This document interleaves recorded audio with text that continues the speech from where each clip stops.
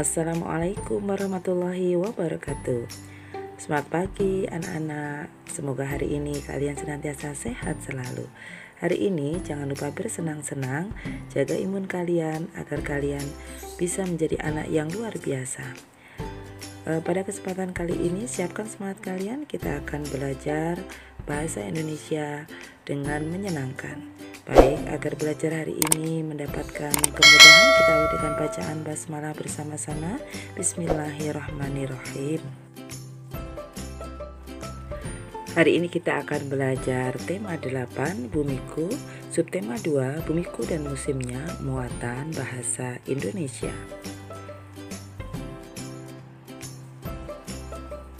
Tujuan pembelajarannya, yang pertama, siswa mampu menggali informasi yang terdapat pada teks non-fiksi. Yang kedua, siswa mampu menyampaikan hasil membandingkan informasi yang diharapkan dengan informasi yang diperoleh setelah membaca teks non-fiksi secara lisan, tulis, dan visual. Anak-anak, kita akan belajar gagasan utama dan informasi penting.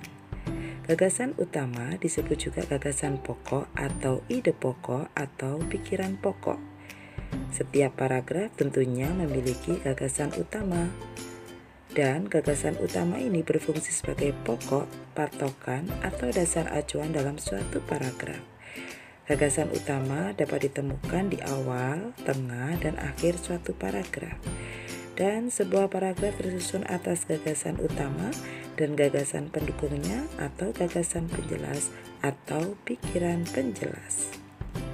Selanjutnya, cara menemukan gagasan utama dalam paragraf adalah dengan menangkap kalimat utama dan informasi penting di dalamnya. Berikut contoh cara menemukan gagasan utama, simak teks berikut. Banjir merupakan bencana yang sering terjadi di Indonesia. Banjir terjadi hampir setiap tahun. Banjir di Indonesia disebabkan dari beberapa faktor, yaitu faktor alam dan ulah manusia. Maka gagasan utama pada teks tersebut adalah banjir sering terjadi di Indonesia. Kalimat utamanya pada teks tersebut, banjir menjadi bencana yang sering terjadi di beberapa wilayah Indonesia. Dan informasi penting yang kita dapatkan adalah yang pertama, banjir terjadi setiap tahun.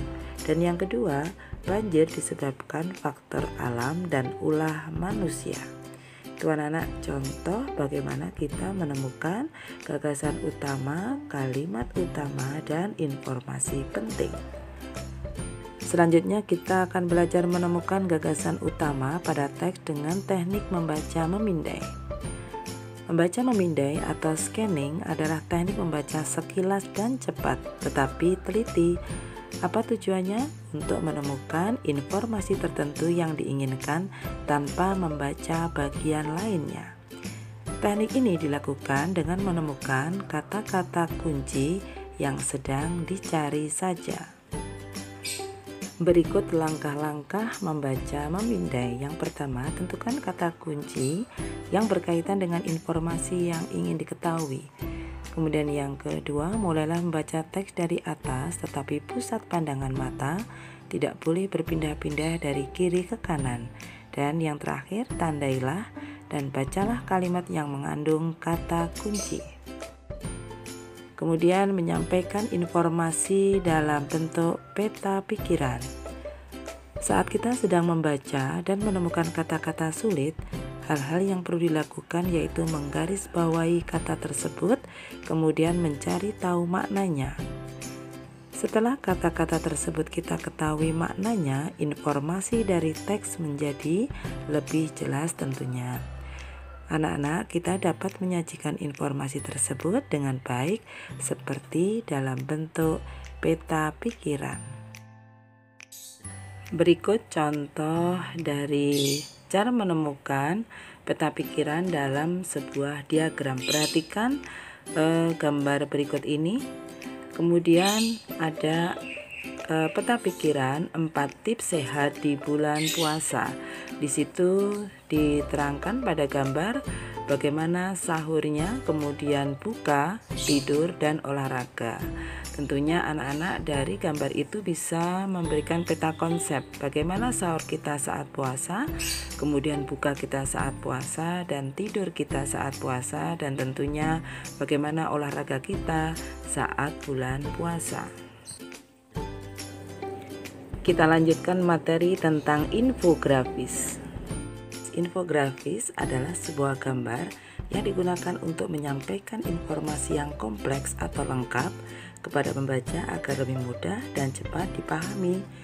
Infografis juga disebut cara menyajikan informasi secara visual. Dan infografis ini terdiri dari tulisan dan gambar ilustrasi yang menarik tentunya.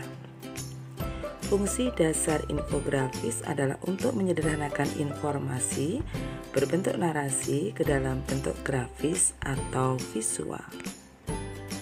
Kemudian hal-hal apa saja yang perlu diperhatikan dalam menyusun infografis? Yang pertama, tentunya kuasai dulu materi yang akan disampaikan. Yang kedua, pilihlah ilustrasi yang sesuai dengan materi.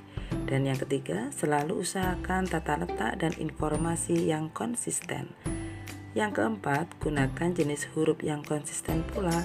Dan dalam infografis porsinya 60% materi dan 40% gambar.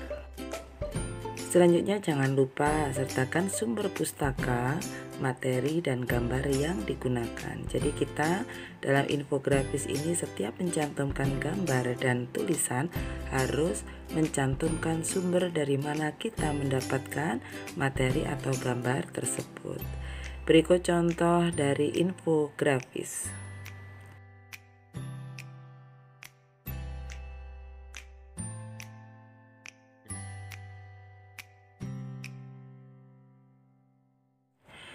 Selanjutnya, bagaimana menuliskan kesimpulan dari teks? Kesimpulan adalah inti informasi dari teks yang ditulis dengan ringkas dan diperoleh menggunakan penalaran. Beberapa hal yang dilakukan untuk membuat kesimpulan yaitu yang satu, bacalah teks secara menyeluruh. Sekali lagi, bacalah teks secara menyeluruh. Yang kedua, tentukan gagasan utama teks. Dan yang ketiga, buatlah kesimpulan dari gagasan utama yang ditemukan. Kemudian simak teks berikut ini. Brunei Darussalam merupakan negara yang memiliki berbagai macam sumber daya alam yang dapat dimanfaatkan untuk kebutuhan warga negaranya. Beberapa sumber daya alam yang dimiliki negara ini antara lain kelapa, karet, kelapa sawit, minyak bumi, dan gas alam. Maka gagasan pokok dari teks tersebut, Brunei Darussalam merupakan negara yang memiliki berbagai macam sumber daya alam. Dan informasi penting apa yang kita dapatkan? Yang pertama, sumber daya alam Brunei Darussalam dimanfaatkan untuk kebutuhan warganya. Yang kedua, sumber daya alam negara Brunei Darussalam antara lain kelapa, karet, kelapa sawit, minyak bumi, dan gas alam.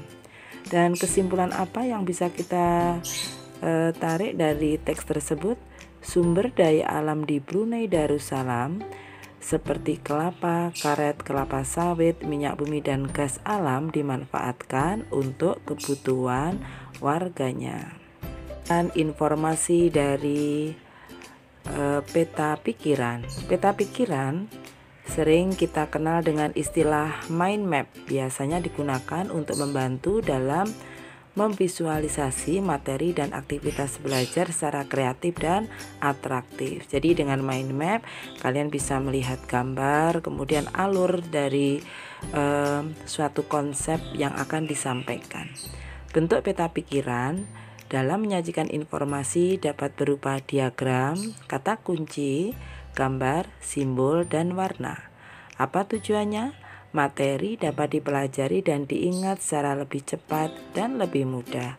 Anak-anak tentunya kalian pernah ya belajar dengan mind map. Itu memudahkan kalian dalam memahami suatu materi. Berikut adalah langkah-langkah dalam menyusun peta pikiran. Yang pertama, bacalah teks secara keseluruhan pastinya. Yang kedua, tentukan informasi utama yang ingin dikembangkan. Dan yang ketiga, catatlah kata kunci dari informasi yang ingin dikembangkan. Dan yang keempat, kembangkan peta pikiran yang kamu buat menggunakan gambar, simbol, warna, maupun diagram sesuai ide dan kreativitasmu. Berikut contoh peta pikiran yang bisa kalian simak.